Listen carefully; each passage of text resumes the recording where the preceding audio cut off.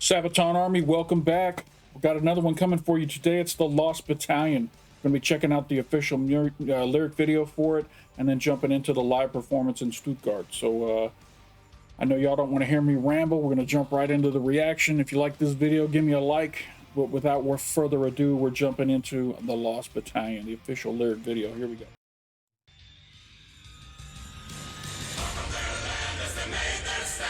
Strong and the legend still lives on.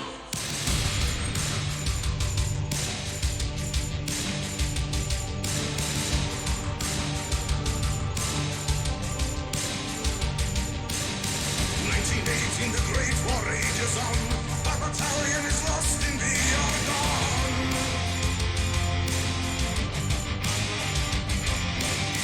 Under fire, there's nothing they can do. There's no way they can get a message through.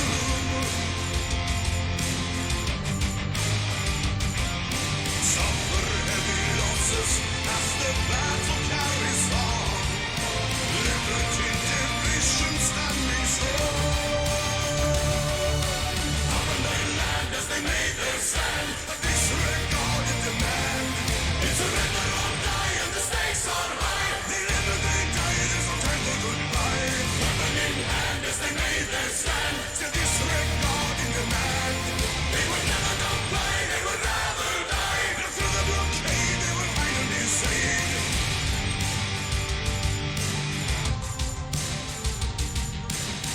Friendly fire munitions running low. The supplies they were dropped upon their foe. I don't know. They got a supply drop and it went to the enemy? Jeez, they can't catch a break. 1918, the war still rages on. The battalions are trapped in the Argonne. Chose not to surrender. They chose victory or defeat. Fallen brothers resting by their feet. Up in their land as they made their stand, a disregarded demand. It's surrender or die and the stakes are high. They live and they die, there's no time for goodbye. Weapon in hand as they made their stand, still disregarding demand. They would never comply, they would rather die. But through the blockade they were finally saved.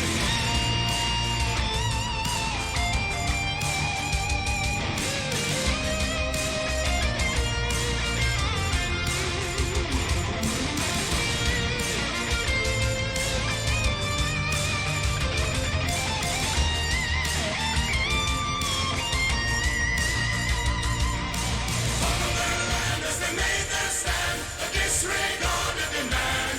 It's surrender or die and the stakes are high. People die, you can tell there's no goodbye. With a weapon in hand as they made their stand, still disregarding demand. They would never comply, they would rather die. They stood strong and the legend still lives on. Suffered heavy losses through the Great War, they stood strong. But the memory of the fallen still lives on. Up in their land as they made their stand, a disregarded demand. It's surrender or die and the stakes are high. They live and they die, there's no time for goodbye. Weapon in hand as they made their stand, still disregarding demand. They would never comply, they would rather die. But through the blockade they were finally saved. Kind of weird. The whole time I'm watching this video, I'm hoping I can find out who they're talking about. And I know that the Sabaton History channel will cover that when I go watch it. I almost would rather go watch the History channel right now than the live, so I can actually figure out what this song, who they're talking about in this song. So I'm going to call audible right here. I'm actually going to go over and watch the History channel or the Sabaton History video for this song, and I'll react to that instead of the live. If y'all get mad about it, let me know in the comments. Still trying to figure out what the best format is to do these Sabaton songs. But I really want to know the story behind this song, because the whole time all I was wondering was, who are they talking about? Is it the Americans? Is it the British? Is it the French? Is it the Germans? And the song really didn't give me that, so I'm going to jump into the Sabaton history. I'm going to do some quick editing right here. Beep. boop, boop. All right, beep, boop, boop. We are back. I got the video queued up. I'm going to go ahead and jump into this. If you guys don't want to watch this, go ahead and jump off. But I really want to know what this story is about for this song. I'm going to turn the captions on right now. If they turn out to not be what I need, I'll switch over. Here we go. I'm Indy Nidell. And I'm Joachim from Sabaton, and this is Sabaton History. And we are standing in the Argonne Forest where the Lost Battalion was lost during the First World War. So let's find out more, shall we? Oh, man.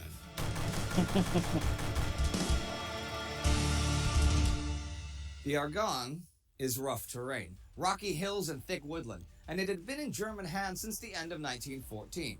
Now, in late September 1918, the Argonne was an important part of the strongest German position, the Hagenstellung. And as the Allies finally began to break through, it comes down to the Americans to push through that fortified maze of bushes and ravines. But the American forces had hardly any experience in this terrain, especially not the 77th Division.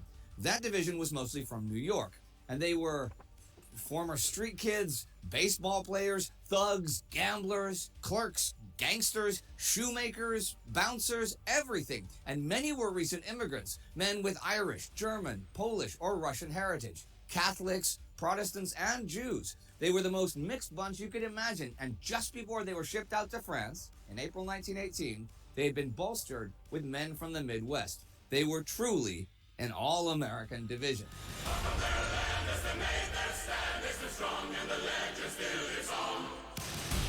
The Meuse-Argonne offensive had been making progress, and despite heavy casualties, the Americans advanced several miles towards the Germans. By the end of September, the 77th Division stood deep in enemy territory.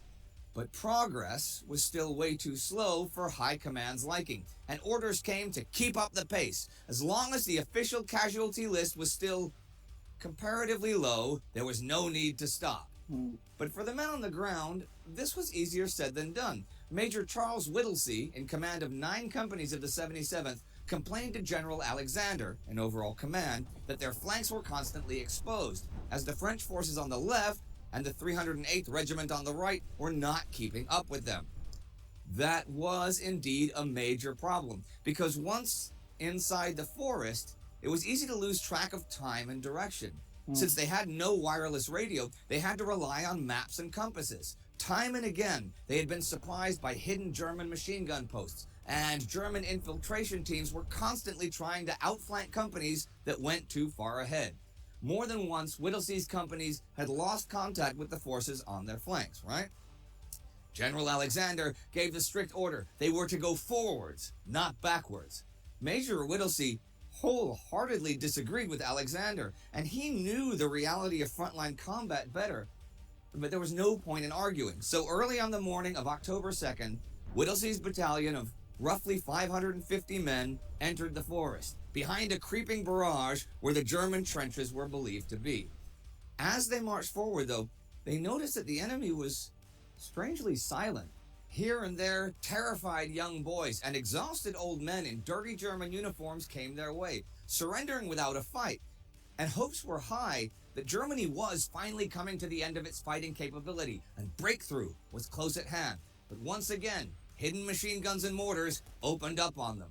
Yet there was no continuous German line, just small nests of resistance. They pushed on until the evening and reached the top of a ravine where they suddenly stood at a major German strongpoint, but one without a single German soldier in sight. Maybe General Alexander had been right all along.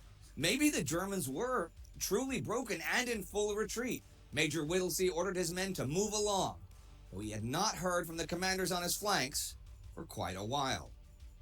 What he could not know was that the Germans were by no means broken. He had simply found a hole in their front line. The French and the 308th had made only little progress, and the only ones really pushing forward right now were Whittlesey's 9 companies, and the Germans were about to notice.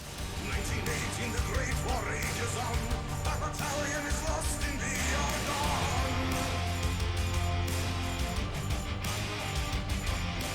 By nightfall, the battalion had dug in on the side of a hill, and they arranged their machine guns around the perimeter. Major Whittlesey was then told that the men had heard German voices back from where they came. As daylight found them, so too did the German mortars. Whittlesey had around 500 men fit for action and had still heard nothing from his flanks. He sent out runners, and they thought they spotted German soldiers moving through the bushes. Now, Whittlesey had seen that before, the German infiltration tactics. So he sent out his strongest company, E Company. But were they really Germans out there or friendly runners trying to reestablish connection? A voice came from the bushes. "Americans?" it asked. A private replied, "Yes, E Company." The response to that was a hail of hand grenades and machine gun fire. E Company was no more. The Germans had found them, and Whittlesey's worst fears had come true. He was cut off, and not even his carrier pigeons seemed able to find their way. And the German artillery was getting closer. Whittlesey was in a tight spot. He could pull back and make a break for the American lines, but he had a lot of wounded, and going back would mean leaving them out in the open. He also had no idea how many Germans were there. He chose to stay. The Germans tested them, rushing from cover to cover, baiting the Americans to fire at them and reveal their positions, and German mortars caused heavy casualties. But the Americans had an advantage. They had German immigrants in their ranks who understood the carelessly shouted German commands. This foiled attacks until night fell. The pocket was shrinking, but still held. The water and food were running out fast. On the third day, water and food had run out, and the men resorted to searching German corpses for food. Whittlesey and the other officers did their best to keep up morale, and in the middle of nowhere, in the middle of France, the New Yorker attitude still came through. Every German attack was met with defiance, and every insult was promptly returned. The 77th would not be cowed and would not give up. In the afternoon, the shelling intensified and crept dangerously close. Then it finally hit their positions. Huge artillery shells rained down on them, and it became clear that it was American artillery. Whittlesey hurried to his birds. None had returned, and there was only one left, the handler's favorite, a black and white pigeon called Cher Ami. Whittlesey wrote, "Our own artillery is dropping a barrage directly on us. For heaven's sake, stop it." And his coordinates on a piece of paper, put it in an aluminum tube, and bound it to the bird's leg. See, I guess this was so long ago. The pigeons were part of the war effort as messenger pigeons, and you don't think about that. It's been so long, 100 years since these times, and just to hear them talking about strapping a message to a pigeon and sending it off to try and get their lives saved from this friendly fire attack, it's just crazy to hear. All their hopes lay with this bird, and Cher Ami took off to the next tree, where she sat peacefully on a branch, watching the men who kicked the tree and threw stones at the bird until she took wing again. The shelling continued and even got worse as the Germans joined in. Soon, German soldiers were breaking into the pocket, hurling grenades as they came down the slope. Now, had they intended to kill all of the Americans, they would probably have succeeded, but instead they tried to take prisoners. This gave the battalion a chance to fight back. Machine guns ran hot. Soldiers fired at point-blank range from a wall of corpses, resisting capture once more, forcing the Germans to retreat. And night fell once again. Chose not to surrender. They chose victory or defeat. Fallen brothers resting by their feet. Unknown to them, their story was getting attention. At first, politically, both American and German high commands knew that the destruction of the pocket would be a propaganda coup. The Germans could boast how superior their troops were, and the Americans would face political backlash back at home, and maybe even be taken out of the line.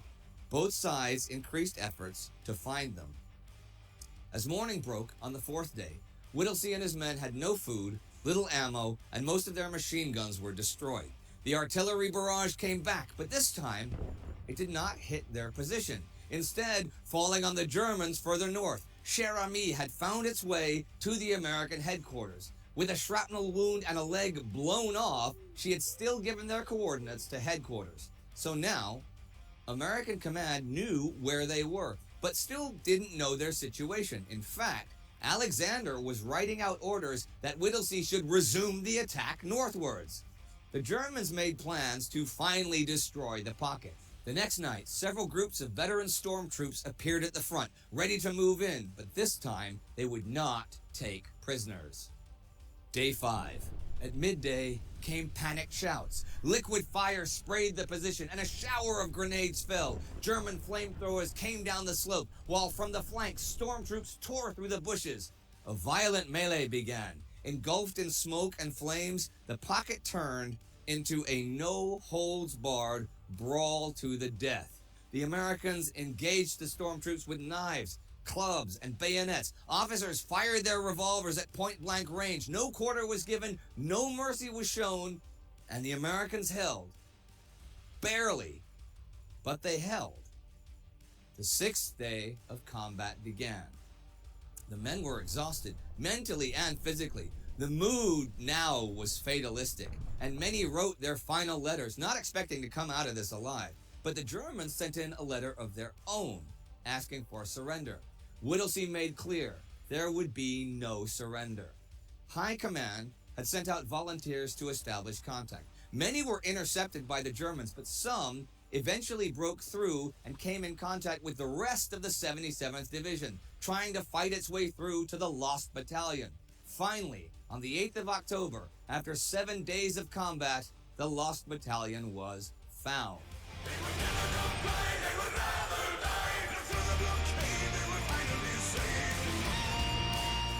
Food and water were rushed into the exhausted men. From the 554 men that went in, 197 were killed, and 150 were either missing or captured by the enemy. Only 194 men walked out of the pocket under their own steam, but most of them were wounded. Nearly overnight, it became the biggest American story of the war. War reporters rushed into the scene and immediately interviewed the men, which is why we have such a detailed account of the fighting. Major Charles Whittlesey and 2 other captains would receive the Medal of Honor for their actions, and Cher Ami was even awarded the Croix de Guerre.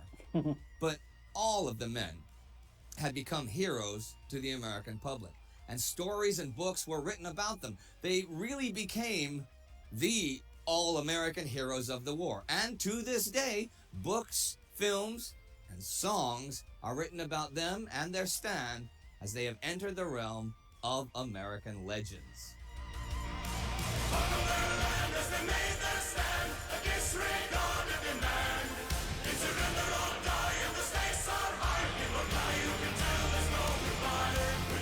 Okay, Lost Battalion, the song. What do you got? Nothing. Now, this is an interesting idea for a Sabaton song. How did you come up with the idea in the first place? Well, you know, over the years, we've asked our fans from all over the world to give us ideas, send us emails or give us books and such. And this one is actually one of those stories. Okay. Many years back, a friend named Mike gave us a book called The Lost Battalion, actually. So you guys do actually go through, like when people send you books and things, you do actually read them. Yes, I mean, not everything, obviously. We get a lot of books, but everything that we think looks interesting and can be inspiration for a song. Over the years, I don't know how many thousands of emails we have got. Yeah. And I can honestly say we have read everyone, and they're all saved, except when you suggested Star Wars or such. Okay, well, when they do their album Star Wars, we'll have to be on location for that, too. Yes. You can write in and ask if you want us on the ice planet Hoth or on the desert planet Tatooine when we film the Star Wars ones, because those will be fun to do. Yeah, but it'll be far, far away. But we know there's a cantina where we can get drinks. Oh, yes, that's good. Before I forget, I'll tell you what. In the description, there'll be a link to that book so that anybody, because you said it was good, yeah? Very good. And it inspired the song. Yes. Now, what about the song itself? Is it just a traditional, straightforward Sabaton? No, this is very different. This one actually has a new drum kit that isn't real. I had this idea, and I had it for many, many years, but it was never turned into a reality until now. Okay. And the kick drum Yeah. is a machine gun. Okay. The snare drum is a 9mm handgun, Yeah. and this is kind of macabre, but the hi-hat is a bayonet going into flesh. Can we hear some of that right now? Oh, that's cool. Ah, there it is. All right, there we are. See, I love that when that happens. Yes. I can also call down thunder Never mind. No, but it's really this idea I had for a long time, and sound production wise, it's a nightmare, you know? Yeah. So I basically took the sounds of these machine guns, 9mm guns, and everything, and I tested everything. Yeah. And I built, obviously this is computer-based samples, but I built a drum kit out of, well, sounds of death, I guess. But that, I guess, it will bring home what these guys were actually facing. I mean, they're there for days. They're under fire, not just from the Germans, under fire from their own guys. Yeah, and it's from that point of view, it's really one of my favorite things, because finally a crazy idea I had actually worked out. Now, I can't help but ask, how are you going to do that live? We have done it live a couple of times, actually. With stabbing someone in the bayonets repeatedly? Yeah. Actually, yeah. The problem is miking them up, you know. Oh, yeah. They go, ow, ow, ow, ow. Yes. Just the bayonet noise. That's all we want. You need to be quiet. No, but we actually for that, Hannes is playing it live, but it's triggered by samples. Okay. So he's like we have triggers on the drums. So when he's punching everything, it's still the sample drums we hear. We mix them with acoustic drums, so it's a mix there. Yeah. But yeah, it's played live because we don't want to put it on a drum machine when we have an awesome drummer, you know. Well, that's absolutely true.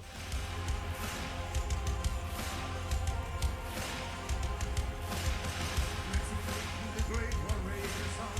Our battalion is lost in the Argonne. All right, everybody. That was Lost Battalion from The Last Stand, which came out a couple of years ago. And if you don't know that one, you should definitely get that one. And you should also get the new one, The Great War, since we're here filming on locations from the Great War. Yeah, that's it for today. See you soon.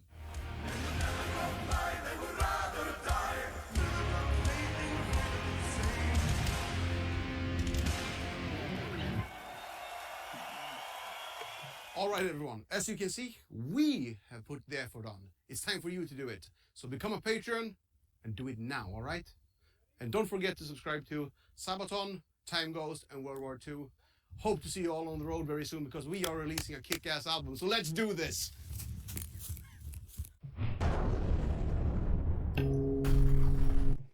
All right, that was pretty great. I'm glad I didn't do the live and did the history lesson. Not sure if that's something, these videos get super long if I do that on these all the time. So if you feel like this is the way to go, let me know down in the comments. You know, should I do the lyric videos with the live performance? Should I do the lyric videos with the history lessons back behind them? You know, help drive the content on this channel. Let me know. I mean, I'm looking up here now, it's over 20 minutes on this video, so a lot of people don't like long videos. Let me know, and this will be a test. We'll determine by the comments whether or not we go this route in the future. Anyway, appreciate the suggestions. A great song. I actually have a greater appreciation for it now that I know the story behind it, and I've been doing that with a lot of the songs that Sabaton has released. I just haven't been doing reaction videos to them. So appreciate the recommendation. Appreciate you stopping by, and don't forget to come on back.